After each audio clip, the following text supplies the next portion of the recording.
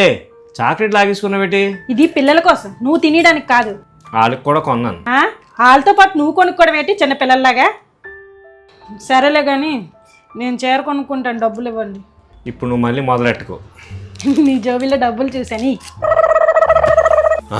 అప్పుడు జోబులో డబ్బులు కూడా తడివేసావు అన్నమాట. ఇదిగో 2 నెలల నుంచి ఊరిస్తున్నావు ఇస్తానని, ఈరోజు ఇవ్వాల్సిందే. ఆ చాక్లెట్ వెలిగి తీసుకో.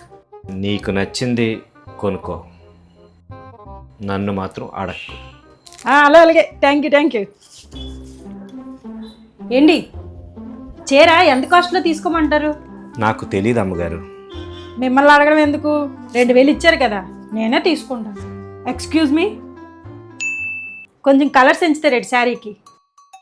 అంటే ఫోన్లో నాకు కాస్త కన్ఫ్యూజన్గా ఉంది. పెద్ద బిల్డప్ అయినా ఫోన్లో ఎందుకు, షాప్కి వెళ్ళి కొనుక్కుంటే మంచి కలర్స్ ఎంచుకోవచ్చు. నేనే కొనుక్కుంటానులే.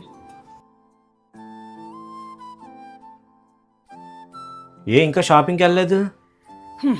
షాపింగ్ అంతా మొబైల్లోనే అయిపోయింది. అంటే ఇంట్లో కొన్ని ఐటమ్స్ తీసుకున్నాను. అదేంటి? డోర్ కర్టన్స్ అన్నీ పాడైపోయాయి, బెడ్షీట్లు కూడా బాగాలేవు. ఇప్పుడు చీర కొనుక్కొని నేను ఎక్కడికి వెళ్ళాలి చెప్పు? అంత అర్జెంట్ కూడా కాదు. అవే డోర్ కర్టన్స్ అన్నీ కొనుక్కుంటే ఎవరైనా వచ్చినప్పుడు చూడడానికి బాగుంటుంది. That is middle class wife. ఏది అవసరమో అదే తీసుకుంటామని నేను నీకు ఇచ్చాను.